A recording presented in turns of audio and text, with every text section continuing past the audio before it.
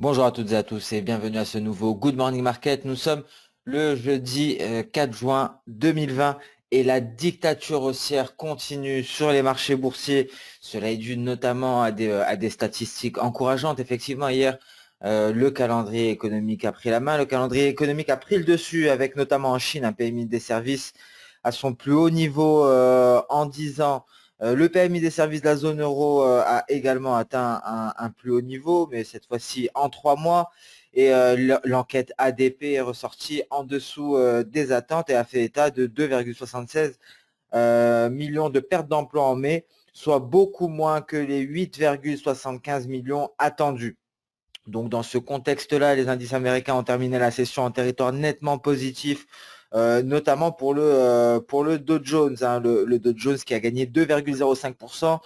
Le S&P 500, quant à lui, a progressé d'1,36% et le Nasdaq n'a gagné que 0,70%. Hein. Donc le S&P 500 qui surperforme le Dow Jones, hein, qui a surperformé ses pairs, le S&P 500 qui enregistre son plus long rallye haussier depuis le mois de février, meilleure performance en 50 séances de son histoire. Hein. Il a gagné 40% en 50 séances et cela est dû à un changement de la configuration. Hein. Précédemment, c'était le Nasdaq qui surperformait, c'était les valeurs technologiques. À présent, ce sont les titres value qui surperforment. Et dans ce contexte-là, hein, donc S&P 500 gagne à 36% et Dow Jones 2,05%. Les actions en Asie gagnent également du terrain avec un Nikkei et un Kospi coréen qui ont progressé de 0,4%. En Australie, le S&P ASX 200 a gagné 1,2%. Et à noter également que aujourd'hui, le début de séance européenne hein, s'est fait en territoire négatif. Et donc pas mal de nouvelles concernant l'actualité économique et financière. Tout d'abord, un rapport Reuters selon lequel les États-Unis prévoiraient d'interdire aux compagnies aériennes chinoises de transporter des passagers vers les États-Unis. Une interdiction qui devrait entrer en vigueur à partir du 16 juin. Et les États-Unis qui devraient également imposer des restrictions à l'encontre de certains médias chinois. Le gouvernement chinois, de son côté, a annoncé jeudi, donc aujourd'hui, que toutes les compagnies aériennes étrangères pourront assurer un vol par semaine, un vol par semaine pardon, de et vers la Chine, et ce à compter du 8 juin. On revient en Europe à présent avec le gouvernement allemand qui s'est mis d'accord sur un plan de relance à hauteur de 130 milliards d'euros et le sommet Union européenne-Chine prévu en septembre qui a été annulé en raison bien entendu du coronavirus. La Banque d'Angleterre qui a demandé aux banques britanniques d'intensifier les préparatifs pour le Brexit avec un no deal. Donc enfin, on fait un point également hein, concernant le coronavirus, comme à notre habitude, avec un nombre de cas confirmés qui a augmenté à plus de 120 000 hier pour atteindre les 6,57 millions, un nombre de décès qui s'élève à 388 000. Et à noter que plus de 150 000 patients se sont rétablis. Et la situation qui est extrêmement compliquée actuellement concernant le coronavirus au Brésil. Un mot sur l'Australie. Apple, et ensuite on va terminer par le marché pétrolier avec l'Australie qui a annoncé donc un plan de relance de 688 millions de dollars australiens pour le secteur de construction. Apple de son côté qui déclare avoir désactivé les iPhones pillés lors des émeutes américaines et qui a commencé à les traquer. Hein. Beaucoup d'iPhones ont été pillés. Nous avons tous vu ces images en provenance des États-Unis. Alors un mot sur le secteur pétrolier à présent. Certains producteurs de pétrole, dont BP, British Petroleum, ont décidé d'évacuer les travailleurs offshore du golfe du Mexique, étant donné qu'une tempête tropicale s'approche de la zone. On s'attend à ce qu'elle frappe la côte américaine du golfe du Mexique à partir de dimanche. Toujours concernant le marché pétrolier, l'Arabie Saoudite et la Russie ont conclu un accord afin de prolonger d'un mois les réductions de production visant à soutenir les cours. Mais la réunion de l'OPEP+, de ce jeudi est peu probable. Donc voilà pour l'actualité économique et financière. Alors aujourd'hui, le focus sera fait sur la décision de la BCE. Donc nous allons passer sur le calendrier économique du jour. Donc décision de la BCE à partir de 13h45. Avant cela, à 11h, hein, nous prendrons connaissance des ventes au détail. Mais cela ne figure pas, je pense que l'impact est faible. Voilà, l'impact est faible, hein, donc je ne sélectionne que les chiffres à impact fort et moyen, impact sur les marchés bien entendu. Donc à 11 heures, les ventes au détail, c'est un impact faible. Ce que l'on attend principalement, c'est la décision de la BCE. Donc l'euro devrait marquer une pause dans l'attente de celle-ci. Hein. L'euro-dollar pourra avoir une cible à 1,14 par la suite. On va en parler plus dans le détail. Et donc la conférence de presse qui se tiendra à 14h30, conférence de presse de la BCE à l'issue de la réunion. Et on prendra connaissance également à la même heure de la balance commerciale aux États-Unis et également des demandes hebdomadaires au chômage avec une courbe qui est en train de baisser hein, considérablement après ce saut historique. Et donc également au Canada, la balance commerciale. Et nous terminerons la séance par les stocks hebdomadaires de gaz naturel à 16h30. Donc voilà pour le calendrier économique. Ce qui devrait donc dicter la séance du jour, c'est principalement la BCE, donc volatilité attendue à ce moment-là, notamment sur l'euro. Attention également à la balance commerciale et aux demandes hebdomadaires de chômage. Nous allons passer sans plus tarder sur la plateforme Xstation 5. Nous allons débuter par les indices boursiers. Les indices boursiers qui sont soumis à cette dictature haussière, une hausse qui ne prend visiblement pas en considération plusieurs facteurs de risque, une hausse qui se poursuit en dépit de tout risque. Donc visiblement ici, en données hebdomadaires, le DAX a refusé la sortie de son nuage par le haut. Le Dow Jones, quant à lui, n'y est pas encore. Il est en train de tester un palier actuellement. Il a franchi un palier de Kijun et il teste ce palier des SSB à 26 170. Nous allons donc passer à présent sur les indices européens en données journalières tout d'abord avec cette incroyable hausse du DAX hier, le DAX qui s'est propulsé aux alentours des 12 500 points en repli aujourd'hui. Le CAC 40 également qui est venu peut-être élargir son biseau. Est-ce vraiment un biseau hein? Donc c'est assez difficile de se prononcer. Je préfère pour l'heure retirer cela. Donc une hausse qui se poursuit avec hier, nous en avons parlé, un gap breakaway, un gap de rupture, c'est-à-dire un gap qui nous permet de nous affranchir d'une résistance. Gap baissier aujourd'hui, léger repli. On passe sur le CAC 40 en données intraday, donc une hausse qui prend fin légèrement au-dessus des 5000, 5036, un retour à la moyenne en direction de la Tenkan, donc une impulsion qui avait débuté aux alentours des 4846. Donc peut-être une vague à partir de là, une première impulsion AB qui avait pour amplitude une amplitude de 193 points. Le repli largement inférieur aux 50% nous indique une projection V à aller chercher. Donc nous plaçons de ce pas nos projections de soda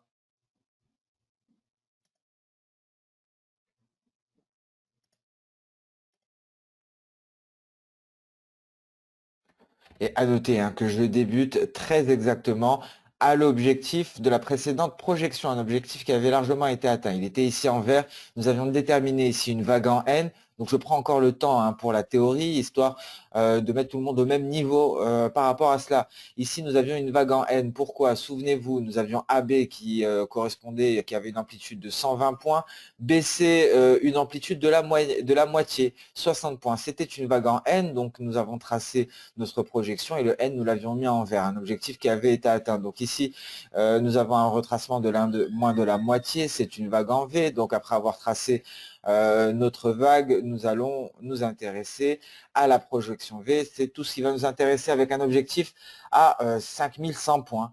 Grosso modo, donc c'est l'objectif pour le CAC 40 en vue d'une finalisation de cette vague. Nous avons assisté à un retour à la moyenne. Si c'est bien notre point C, ce serait pour aller rallier les 5098. Le DAX de son côté a également hier atteint son objectif théorique. Nous avions ici déterminé notre vague. Donc à l'image hein, du CAC 40, c'était une vague en V. J'ai eu un doute, hein, j'ai cru m'être trompé. C'était un retracement de moins de 50%, un objectif qui a largement été atteint. Donc à présent, encore une fois, une vague en V car l'amplitude est de 985 points et la correction est minime, 139 points. Donc c'est une vague en V.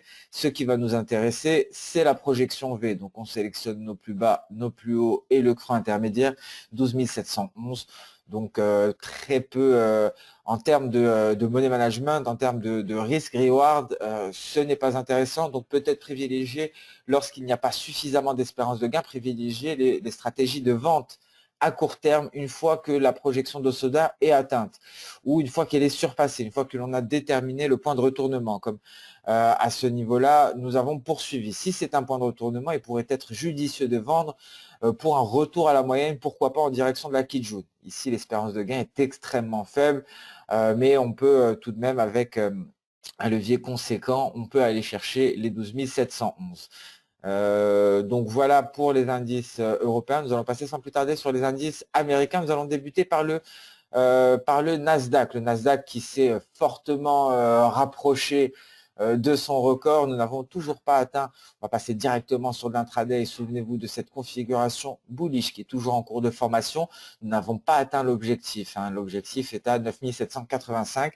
C'est peut-être le jour J pour un nouveau record historique. Si la dictature haussière se poursuit sur le marché action, aujourd'hui, nous devrions marquer un nouveau record sur le Nasdaq. Nous avons un nuage en support. Attention, nous sommes tout de même passés sous ce cluster, passés sous la Tenkan et la Kijun. Attention, 9685. Il faudra s'en affranchir pour aller marquer notre nouveau record. Le Dow Jones, quant à lui, est allé marquer un point haut à 26 343. On est en train de vraiment s'éloigner des 26 000 points. Les perspectives haussières sont clairement toujours d'actualité. Donc ici, nous pouvons déterminer encore une fois, nous pouvons déterminer une vague qui pourrait nous permettre de déterminer des objectifs, mais nous avons d'ores et déjà ici une vague majeure. Alors, cette vague majeure, quel type de vague était-ce? Nous avions donc une amplitude AB à 1700 points, un repli à 700 points,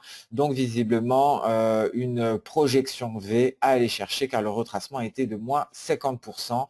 En ne maintenant que V, ce que l'on peut constater dans l'immédiat, c'est que notre objectif n'est toujours pas atteint. Donc ici, pour le Dow Jones, il reste encore une belle amplitude à la hausse pour aller chercher les 26 588 aux portes des 26 600 points. Le S&P 500, quant à lui, fait face à cette résistance, à ce palier de Kijun. Alors, on passe en données intraday sur le S&P 500 pour une meilleure visibilité. Et donc, ici, une résistance qui semble évidente. Une vague qui a débuté à ce niveau-là, au niveau des 3054, ayant pour amplitude 71 points avec un repli de 21 points. Donc encore une fois, une vague en V, une projection en V, pardon, à aller chercher pour le S&P 500, ce qui nous laisse tout de même une belle amplitude de hausse, mais avant ça, il faudra s'affranchir des 3125 pour aller chercher les 3152. Et concernant le scénario baissier sur les indices américains, donc il faut en parler également. Effectivement, après un rallye haussier, un pause dans la hausse peut être envisagé. Donc concernant le scénario baissier, bien entendu, c'est un franchissement de notre nuage qui nous donnerait cette alerte. Sinon, un signal pourra nous être donné avant cela par le franchissement de l'oblique haussière qui rallie les différents creux, qui correspond également au nuage, en tout cas sur le S&P 500. Donc pareil ici pour le Nasdaq. Nous avons deux manières d'invalider nos scénarios haussiers, soit le franchissement de l'oblique haussière qui rallie les différents creux, soit le passage sous le nuage. Et le raisonnement est similaire ici pour le Dow Jones. L'invalidation nous sera donnée en cas de franchissement de cette oblique haussière ou en cas de franchissement du nuage au choix.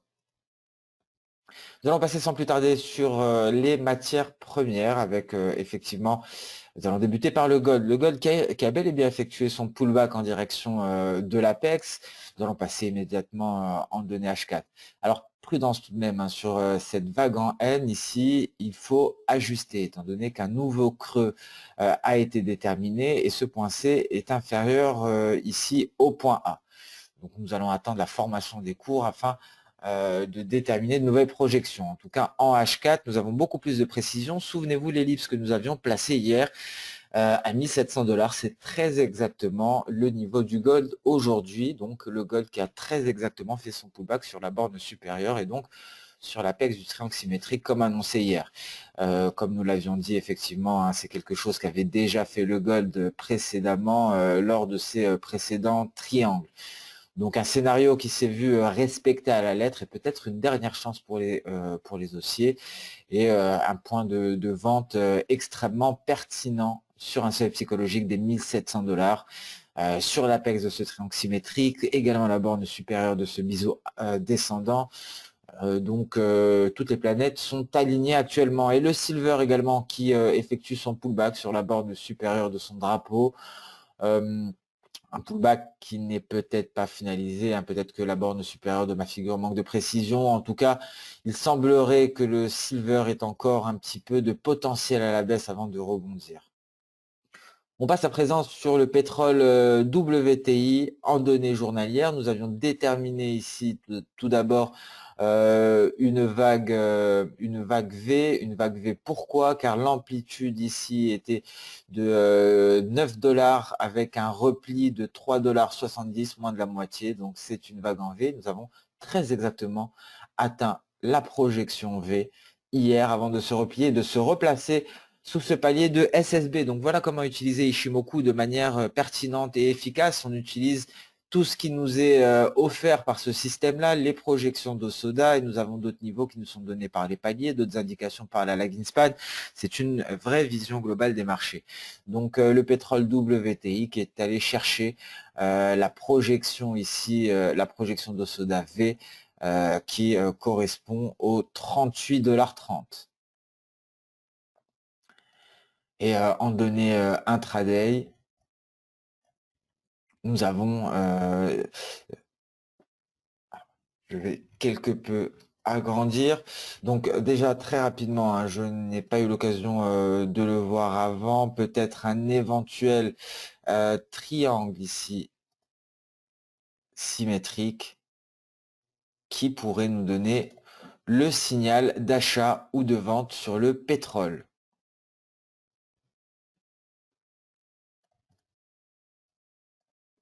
Qu'on peut s'attendre éventuellement à un test de la borne supérieure pour soit en sortir par le haut, soit repartir à la baisse pour en sortir par le bas. En tout cas, il y a une incapacité depuis ce test à aller chercher la borne supérieure. La Kijun nous a borné les 37 $, donc on pourra en sortir par le bas. Prudence, on va attendre le franchissement des 36,22. Donc attention au pétrole qui semble nous dessiner ici, hein, je le vois à l'instant, un triangle symétrique, mais qui est renforcé par le bas par son nuage. Alors ici, hein, nous avons rallié l'objectif E, c'était une vague en E. Pourquoi? Car le retracement était supérieur à 50%. Donc l'objectif E a bien été atteint, même surpassé, et nous sommes repassés en dessous. Et cet objectif E, vous pourrez le noter, correspond à ce palier de Kijun, ce palier de Kijun qui a empêché le pétrole WTI d'aller tester sa borne supérieure. C'est un signal que nous donne cette figure chartiste. Lorsqu'il y a une incapacité à tester la borne opposée, la probabilité d'une sortie par la borne actuelle est renforcée. Hein. On en a d'ores et déjà parlé précédemment sur le gold, c'est de cette manière que nous avons pu anticiper une sortie par le haut. Pourquoi nous avions anticipé une sortie par le haut? Car il y avait eu un test de la borne supérieure et ici une incapacité à aller chercher la borne inférieure. Donc voilà pour le test de la borne supérieure, l'incapacité d'aller chercher la borne inférieure et la sortie par le haut. Donc voilà ce que nous dit cette figure chartiste que je viens de constater avec vous pendant l'enregistrement. Avec cette incapacité à aller chercher la borne supérieure, nous avons la projection E qui vient empêcher les courbes de progresser à la hausse, également ce palier de Kijun, mais ce n'est pas tout. Visiblement, nous avons également cette oblique haussière. Il faut noter également une chose concernant le WTI, je vais devoir dézoomer pour cela, retirer Ishimoku pour un peu plus de clarté. Depuis que nous avons marqué un point bas à ce niveau-là, ce biseau ascendant ne me semble plus d'actualité. Donc ici, je trace la borne inférieure actualisée. Et ce que l'on peut constater, c'est que visiblement, Nous sommes en train d'évoluer dans un canal haussier quasi parfait. Quasi parfait pourquoi? Car simplement j'ai tracé la borne inférieure et je l'ai dupliquée. Comment ai-je fait? J'ai sélectionné cette borne inférieure avec ma souris, j'ai cliqué sur la touche contrôle de mon clavier, j'ai cliqué à nouveau et j'ai tiré vers le haut ou vers le bas pour la dupliquer. Donc c'est une droite parfaitement parallèle et qui correspond également avec les sommets. Donc nous sommes en présence d'un canal haussier, ce n'est pas un biseau ascendant visiblement, donc c'est bien un canal haussier. En cas de sortie par le bas, un test de la borne inférieure de ce canal haussier peut être envisagé dans ces environs-là. Donc nous allons très certainement le vérifier, mais tout ça est conditionné à la sortie par le bas de ce triangle symétrique. On prend un peu de temps sur le pétrole hein, aujourd'hui. Donc il faudrait une sortie par le bas pour envisager un test de la borne inférieure. Toute cassure de la borne inférieure serait un signal de vente extrêmement fort en direction du précédent support, les 34,62. Si les 34,62 cèdent, on va chercher les 32,70. Donc voilà pour les stratégies vendeuses sur le pétrole. Les stratégies acheteuses, c'est en cas de franchissement des 37. En cas de sortie par le haut, ce serait renforcé pour aller chercher le récent sommet au-dessus des 38 $. Nous allons aborder le café, mais avant ça, comme à notre habitude, nous allons aborder l'USD-BRL en données H4, le USD-BRL qui représente le dollar américain face au réal brésilien, que nous analysons quotidiennement, en tout cas lorsque nous nous intéressons au café, étant donné qu'il est corrélé négativement à celui-ci. L'USD-BRL semble déployer sa baisse après la formation de son épaule tête-épaule, notamment après le signal qui nous a été donné par une cassure ici de la ligne de coup, avec un objectif théorique qui nous sera donné en reportant la hauteur de la tête. Donc il suffit de calculer, calculer la hauteur de la tête, de la reporter au niveau du breakout.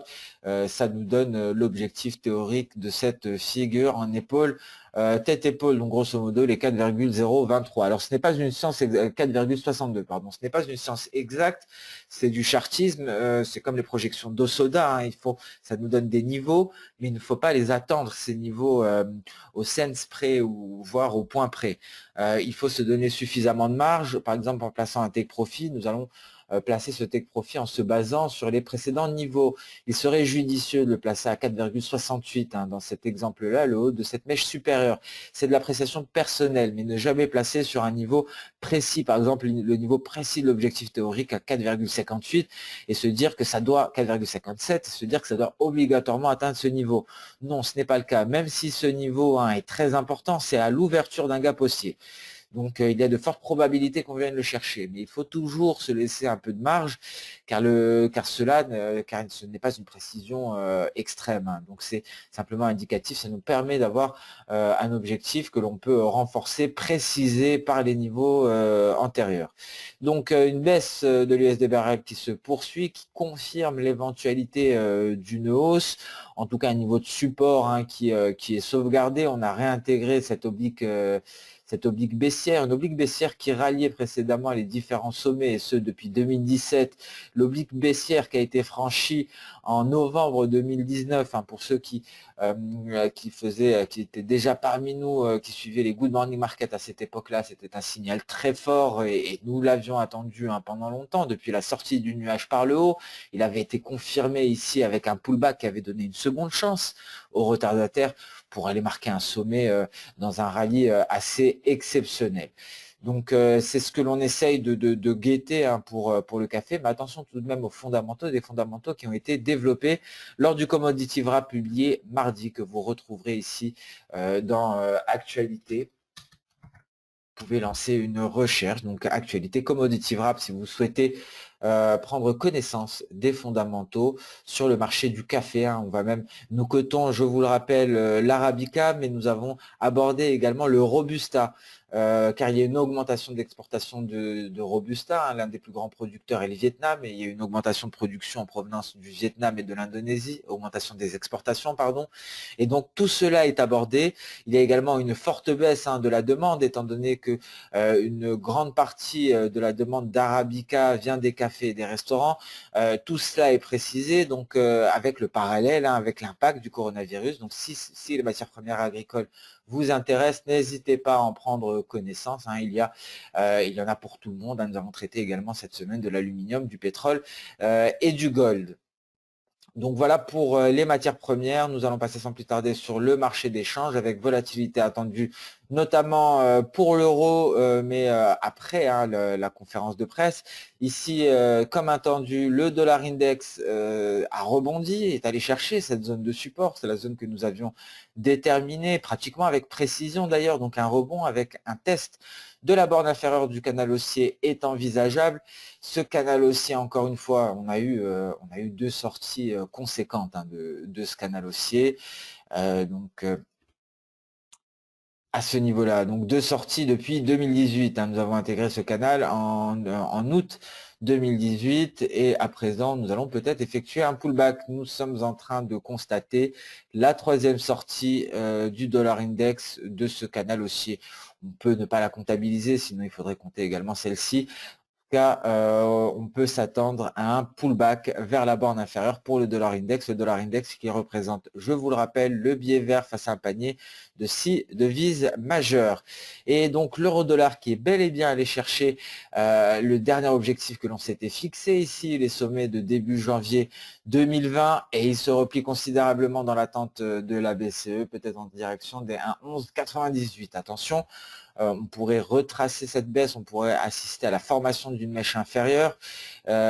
Pour l'euro, on attend donc une augmentation du QE annoncé et le prochain objectif est à 1,1366. Dernier rempart avant les 1,14 en cas de franchissement ici de cette résistance en cas de franchissement du sommet de janvier 2020. Donc un euro-dollar également qui a respecté hein, l'hypothèse que nous avions fixée hier et qui a bien gravi hein, tous les échelons à la hausse, toutes les résistances et à présent inversion de polarité. Les précédentes résistances deviennent support, mais en attendant la BCE, car on pourrait assister à une reprise du rallye, mais assez conséquent. Hein, tout de même, ce rallye qui a perduré pendant assez longtemps. On peut le voir ici, un rallye, c'est assez exceptionnel hein, de voir des hausses ininterrompues pendant aussi longtemps ici sur l'euro-dollar. L'USD-CAD qui rebondit également sur sa zone de support. Donc ici, je vais afficher le rayon. Donc il continue hein, de temporiser sur cette zone. Cette zone a été déterminée par ces retracements ici, par ces projections d'Osoda. C'est bel et bien un V hein, en baissier, on peut le voir. On a une amplitude de baisse à 787 pips. Je vous rappelle que pour le Forex, on raisonne en pips. Pour les indices, on raisonne en points parce que ce sont des contrats. Pour les matières premières, on raisonne en points également parce que ce sont des contrats. Lorsque vous achetez un contrat sur le pétrole, lorsque vous achetez un lot sur le pétrole, vous achetez un contrat. Ce sont des contrats également sur le Forex, mais le Forex, ça va s'exprimer en pips, alors que les contrats sur indices et matières premières vont s'exprimer en points. Donc ici, une amplitude de baisse de 800 pips environ, amplitude de hausse de 390 pips. Donc c'était vraiment, nous étions presque en présence d'une vague N, donc une V limite N, car la V retrace moins de 50%, la N retrace très exactement 50%. Alors ça, c'est un bon cas particulier. Dans ce cas-là, on prend les deux, tout simplement. On prend V et N et c'est notre zone cible. Et là, très exactement, V et N, ça a été la zone cible. On est plus particulièrement allé chercher V, donc c'était peut-être une V. Mais dans ce cas-là, V et N sont rapprochés et on estime que c'est une zone que l'on va chercher. C'est très exactement ce que nous sommes allés chercher. Donc gardez à l'esprit ces projections d'Osoda, que vous soyez débutant, intermédiaire ou même trader chevronné. C'est quelque chose qui est très pratique et qui vous permet d'étayer hein, votre analyse. Si vous avez déjà une stratégie, l'intégrer permettrait simplement de confirmer vos objectifs, de confirmer votre biais. Donc voilà pour l'USD-CAD, très intéressant à présent, la UDVSD également, hein, qui est allé chercher son objectif avant de se replier. GBP-USD également aller chercher les 1,2603 en direction à présent des 1,2484.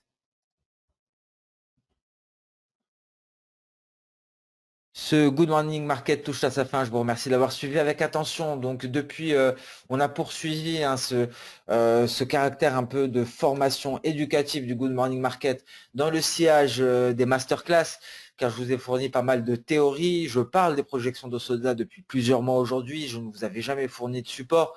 Maintenant que c'est le cas, pour nos clients, vous avez la vidéo du masterclass. Il y a une vidéo bonus à venir également. Ce sera plus de l'application de tout ce que l'on a appris en masterclass. Et je continue de vous fournir des petites astuces et de vous montrer l'application de ces projections d'Osoda. Pour les traders Ishimoku, je vous conseille vivement de vous y intéresser. Il faut savoir que l'indicateur Ishimoku n'est qu'une infime partie de ce système extrêmement complexe, extrêmement complet. Complexe pourquoi? Parce que c'est plus une philosophie que des règles gravées dans la roche. Il faut comprendre la philosophie pour pouvoir interpréter un maximum. Pour la comprendre, il faut connaître les différents piliers. Donc pour ceux qui sont déjà initiés à Ishimoku, je vous incite grandement à vous intéresser aux 3 piliers de ce dernier. Pour les débutants, ceux qui ne souhaitent pas se renseigner sur Ishimoku, aller plus loin, utilisez simplement les projections d'Osoda pour avoir des objectifs. Pas besoin de savoir si c'est une vague N, V, une vague NT, une vague E, une vague P ou une vague S. Sélectionnez simplement vos 3 points A, B et C et vous aurez plusieurs objectifs qui seront déterminés. Nous allons prendre un exemple au hasard, hein, comme par exemple ce graphique ici hein, sur le gold, même si c'est une vague qui ne semble pas très intéressante. Le tout, alors difficile de le faire sur un petit graphique, mais le tout est de déterminer des objectifs. Donc pour un débutant, il faut savoir que c'est d'une simplicité extrême. Vous sélectionnez vos différents points et les projections d'Osoda vous donnent déjà des objectifs. Là, ça nous a donné tous nos objectifs intermédiaires. Le premier objectif, NT, vous pouvez l'utiliser comme signal. Donc, lorsqu'on franchit la première ligne de force ici, il fallait vendre. Et là, vous avez plusieurs zones de take profit. Vous pouvez clôturer la moitié de votre position ici sur la prochaine ligne et la seconde moitié sur la dernière. Même en termes de money management, ça facilite le tout. Donc, les projections d'Osoda, c'est un outil pour ceux qui ont déjà une très bonne connaissance Ishimoku. Ça permet donc de compléter ce système-là pour un trading vraiment optimisé, que ce soit en termes de timing ou en termes d'exactitude des objectifs. Mais les projections d'Osoda, c'est également un outil pour débutants, pour déterminer des objectifs et donc un outil redoutable pour le money management. Donc voilà pourquoi j'essaie de vous livrer jour après jour de la pratique, mais également des petites astuces. Et donc sur ce, on met un terme à ce Good Morning Market. On se donne rendez-vous dès demain pour la dernière séance de la semaine, à voir ainsi cette dictature haussière va se poursuivre. Excellente séance de trading à toutes et à tous. Comme d'habitude, n'hésitez pas à liker, commenter ou même partager cette vidéo pour nous encourager.